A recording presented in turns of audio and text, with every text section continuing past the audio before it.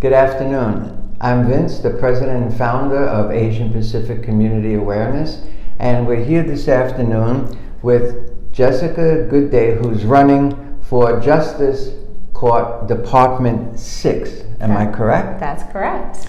And I would like to begin with asking Jessica to explain to us, what do you do in Department 6? Because I know there are many justice departments. Is each one different? Would you explain to us?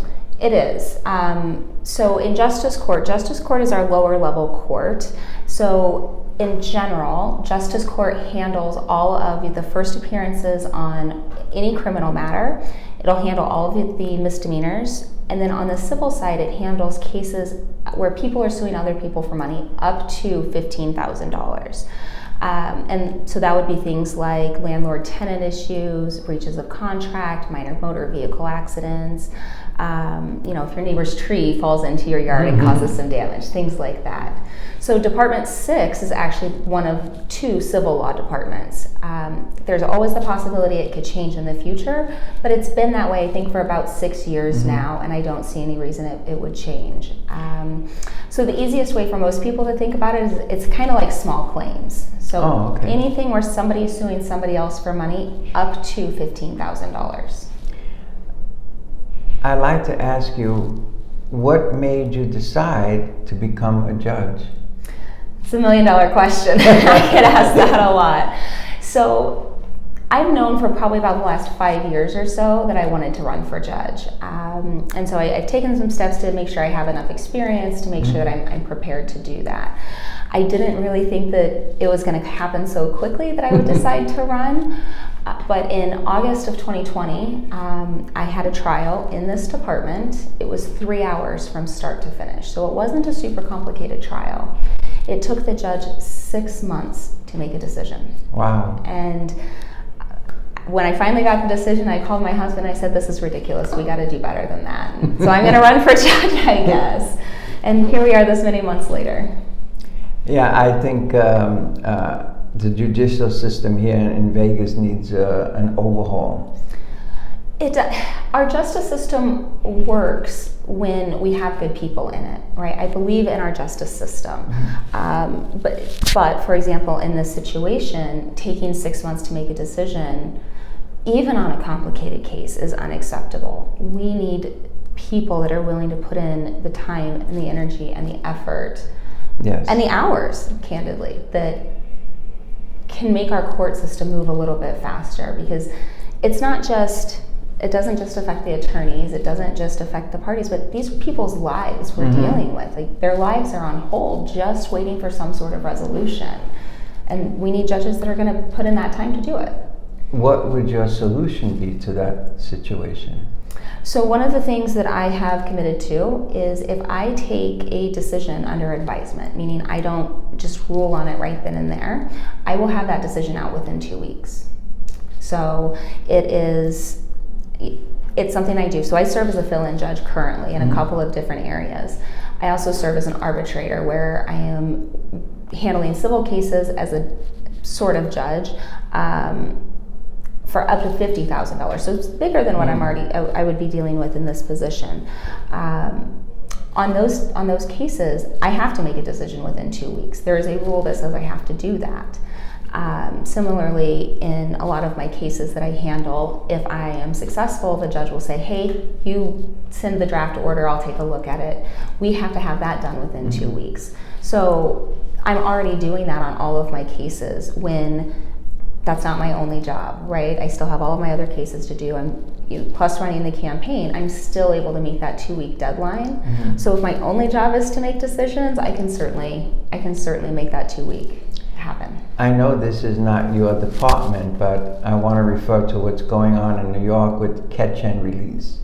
What's your opinion about that? So you know you can't ask me that, right? Well, you can ask me. I can't always answer.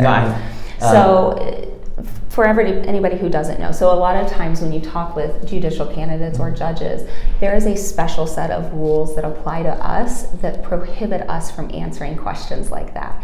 And the reason for that is, it's my job as a judge to apply the law, not based on what's in front of me and apply the facts to the law, not, well, I think the law should be this, and so I'm going to make it. I already have my mind made up. So what I can tell you, and because I know people talk about that here as well, it's our job, and I've made bail decisions before because I do serve as an alternate judge in the municipal court. So when I make those bail decisions, my job is to look at all of the facts of the case, look at the prior history, look at the likelihood of returning to court, look at the alleged crime and the facts that are alleged. Is this person a danger to the community or to him or herself? Is this person likely to return to court if I do release them? We have to take all of that into consideration before we make those decisions. I purposely asked you that question because I wanted my viewers to hear it from you, why you can't answer some questions. And it makes sense because the job of a person who's a judge is to follow the rule of law. Exactly. There's no ifs, ands, or buts. I know you practice law also. Yes. May I ask what type of law do you practice? So currently I run my own law firm. I've been doing that for about the last 9 years. I've been an attorney for 12. So my current practice focuses on personal injury, medical malpractice, and business litigation. As a small business owner, you sometimes expand upon that, and if somebody needs some help with something that's a little bit outside of my area. So that's good to know. So if any of our viewers have a problem with business, you know who to contact.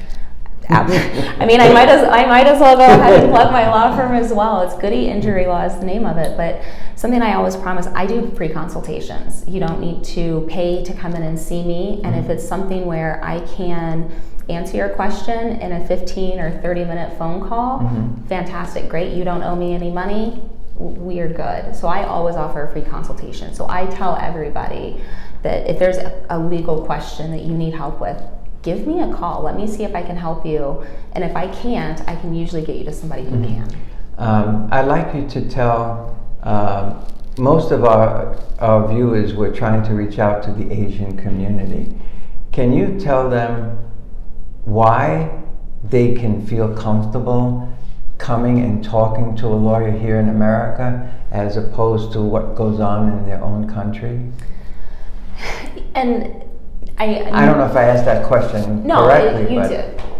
You did. So, and what I can say is I understand nobody ever wants to come and talk to me. If you are coming to see me or somebody like me, that means something has went horribly wrong in your life. Same thing, if you have to go in to see me when I'm serving as a judge, that means something has went terribly wrong in your life. Doesn't matter which side you're on, that something isn't right. So you want to find a lawyer that you feel listened to, that they ask you questions and that they answer your questions. If they're not willing to answer your questions, then they're probably not the right attorney for you. So I understand some people not being comfortable going in and talking to all the other attorneys, and there's absolutely nothing wrong with interviewing attorneys to see if they're the right fit for you. It should be a safe space, and everything that my clients and I talk about is all attorney-client privileged, even in that initial consultation. So I can never go and tell somebody what you told me or what I told you. So even if it's something that you feel embarrassed about or it's a sensitive subject, that's all confidential. And I hold that confidentiality really close. That's part of my ethical responsibilities. And as lawyers, if we won't hold to our own ethical standards, we can't count on anything else. So I make sure that I don't cross that line. Well, I agree with that 100% because I'm sure everyone is aware that right now in our judicial system around the country, we lack a lot of professionalism, especially in the White House. Why do you think you're a better candidate than other opponents? So in my race specifically, yes. This is the civil law department, and I'm the only candidate that has spent my entire career in the civil law area. I have spent 12 years learning to love civil law and its different rules and cases and all of that type of thing. And civil law is very different than criminal law, which is very different than family law. And so being that this is a civil law department, we need a judge who can jump in on day one and be ready to go, not learning everything while you're working on other people's cases. The other part of it is, my opponent is a former family law judge. He served for about 6 years and then wasn't reelected.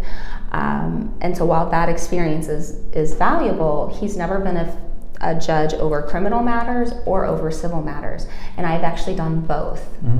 Like I told you, about 5 years ago, I decided I was going to run for judge at some point. So I became a court-appointed arbitrator. I became a justice court judge pro tem. I became a Las Vegas municipal court alternate judge to get that experience. So I have been doing the job already.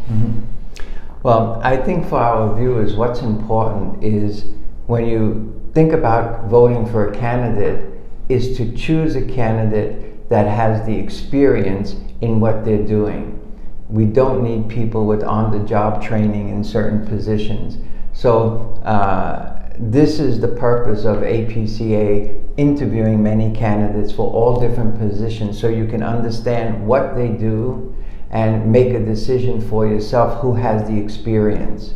And that's what we focus on, is telling people, look at the individual candidate. Don't look at the party they're from. Look at them and their experience and their history. And then you can make a wise and intelligent decision. In closing, is there something special you'd like our audience to know besides to vote for you? That's always the last ask. But the one, I think that it's really important to know who you're voting for. And I know with judges, it's very difficult to get to know them. So what I tell people, I am on all the social medias. I have a website up. You can find my law firm.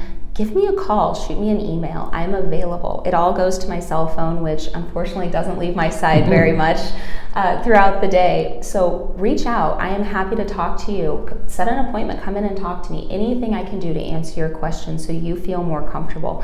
I don't want votes just because you saw my face on a billboard or something. Don't get me wrong, I'll take those votes too. But I really want to earn the votes. And so if there's something that I can do, and a question that I can answer to earn your vote, please reach out to me.